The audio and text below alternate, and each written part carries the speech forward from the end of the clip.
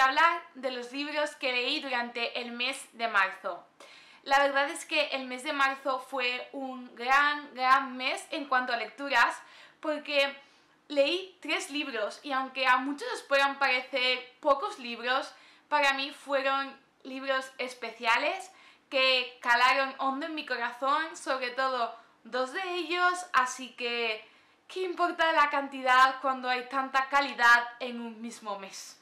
¿Qué más puedo pedir? Os recuerdo que tenéis todas las reseñas de cada uno de los libros que voy a enseñar en la cajita de descripción y en mi cuenta de Goodreads, porque esto es un vídeo y no puedo estar hablando tanto como me gustaría sobre cada uno de los libros porque sería extremadamente largo. Y creo que en la reseña explico como más punto por punto qué es lo que me ha gustado y qué es lo que no me ha gustado y por qué recomiendo o no el libro.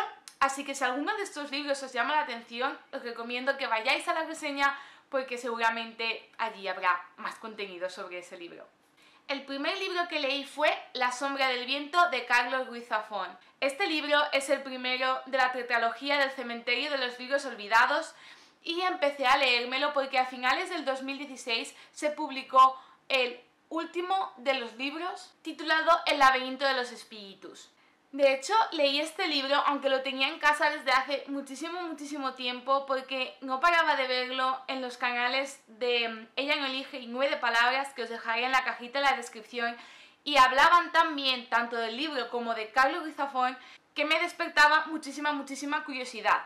Y aunque sí que es cierto que al principio se me hizo bastante lento, a partir de la mitad del libro lo devoré y el final me pareció espectacular. El libro cuenta la historia de Daniel, está ambientada en Barcelona en 1945, en plena posguerra española. Para los que no lo sepáis, había acabado de terminar, por así decirlo, la Guerra Civil Española y había ganado el lado franquista y por lo tanto Franco era el dictador y fue una época muy dura para España. Estaba intentando como recuperarse de todo lo que había sufrido en esa guerra. Y el libro empieza cuando el padre de Daniel, que es librero, le lleva a el cementerio de los libros olvidados, que es un lugar repleto de libros, que por la descripción que aparece en el libro yo me lo imagino como una mansión gigante llena de libros, poco menos. O sea que es un sitio muy grande para que os hagáis una idea. Y su padre le dice que puede elegir uno de todos los libros que hay en ese lugar. Y Daniel escoge el de La sombra del viento, el mismo que le da título a la novela. Daniel descubre que el autor, Julián Carax, es un joven barcelonés que se tuvo que exiliar a Francia durante la Guerra Civil y que ahora está en paradero desconocido. A Daniel le encanta el libro, se obsesiona con él hasta tal punto que busca más libros de Julián, intenta contactar con las editoriales que publicaban el libro y no encuentra ninguno, solo encuentra pistas falsas, callejones sin salida, hasta tal punto que se empieza a dar cuenta de que todos los libros de Julián Carax han ido desapareciendo y básicamente el misterio de la novela no es otro que intentar descubrir quién fue Julián Carax y por qué no quedan más libros suyos. Y aunque esta es la trama principal y el argumento sobre el cual va a girar la novela, hay muchísimas subtramas. Sobre todo creo que es una novela tanto de trama como de personajes. Y con esto no quiero decir que la ambientación no sea una auténtica maravilla, porque lo es. Solo que creo que la trama está muy bien desarrollada y muy bien pensada desde el inicio del libro. Yo he sentido al terminarlo que Carlos Ruiz Zafón quería describir como la típica serpiente que se muerde la cola y terminar un libro de una forma perfecta, redonda, y eso es lo que más me ha gustado del libro. Además, los personajes secundarios también están muy bien construidos, cada uno tiene su trasfondo y su historia, y no solo tienen su propia historia, sino que además aportan muchísimo a la historia principal y también a nuestro protagonista, de tal modo que sientes que sin esos personajes secundarios la novela no seguía igual y no estaría tan bien construida ni seguía la misma. Entonces puedo decir que se han cumplido mis expectativas y que definitivamente La sombra del viento es un gran libro. Le di 5 de 5 estrellas en Goodreads y sobre todo os lo recomiendo si os encantan las novelas de misterio, porque esta os va a encantar. El siguiente libro que leí fue Otras maneras de usar la boca, de Rupi Kaur, o más popularmente conocido como Milk and Honey. Este libro lo leí porque lo vi en el canal de Ariel Bisset, que también os lo dejaré en la cajita de la descripción, y este libro me encantó. Ya os hablé de él en el vídeo que hice sobre libros de temática feminista, que os dejo por aquí en la i, y la verdad es que lo que más me ha gustado ha sido la intensidad con la que está escrito. Es un libro enteramente de poemas y está acompañado con ilustraciones que, si no me equivoco, las ha dibujado la propia Rupi, o sea, la propia escritora. Y la verdad es que, aunque había algunos de los poemas en los que no me veía identificada simplemente porque no me había ocurrido, me hicieron sentir igual. Y fue como, ¿cómo puede ser que estoy sintiendo algo que ni siquiera he vivido? Y es lo que más me ha gustado del libro. Lo que sí que quiero es leérmelo en inglés, que es el idioma que originalmente está escrito, ya que la autora vive en Canadá. Creo que en inglés me va a aportar ese toque que me ha faltado un poquito en español. No es que la traducción esté mal hecha, ni mucho menos, lo ha traducido Elvira Sastre, y en la introducción ella pone que le ha puesto todo su cariño, todo su amor, no lo dudo para nada, se ve, pero me gustaría leerlos también en inglés, como para intentar captar más la idea de la autora. Yo os recomiendo que si leéis en inglés, lo leáis en inglés. Yo es que simplemente lo vi en la librería y me lo compré así, un poco a lo loco, pero seguramente me haga con la edición inglesa y vaya comparando las dos ediciones por si se me escapa alguna palabreja. Y os lo recomiendo tanto a aquellos que os gusta la poesía como a los que no. Yo no soy muy de leer poesía, la verdad es que no suelo leer nada de poesía. Ahora que recuerde, tan solo el teatro que está narrado con poesía, como por ejemplo Bodas de sangre de Federico García Lorca. Y la verdad es que me ha gustado mucho. O sea, yo no pensaba que me iba a gustar tanto porque yo estoy acostumbrada a la novela y a leer libros que cuenten una trama, pero es que pienso que este libro en sí tiene una trama. Está dividido en 4 partes: el daño, el amor, la ruptura y la cura, y cada una de ellas es especial en sí misma. Cada una de ellas habla de cómo sienten las cosas las mujeres. Aunque todas seamos diferentes, yo creo que te puedes llegar a ver bastante identificada en cada una de las páginas y de los poemas. Y creo que es un libro que recomiendo a todo el mundo, seas hombre, seas mujer, te guste la poesía o no, porque es más por el sentimiento que transmite, por la empatía que te puede llegar a generar, que por conforme está escrito. Y eso es lo que más me ha gustado. Creo que es un libro muy personal, que sin duda hace que conozcamos el interior y los sentimientos de la autora, y que creo que es algo muy valiente. 13 Reasons Why.